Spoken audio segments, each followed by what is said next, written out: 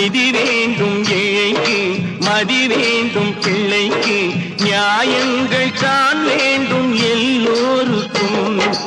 உலகங்கள் யாவும் அரசாங்கமே, உலகங்கள் யாவும் அரசாங்கமே, ஒவ்வொன்றும் நீ செய்யும் அதிகாரமே உந்தன் அதிகாரமே.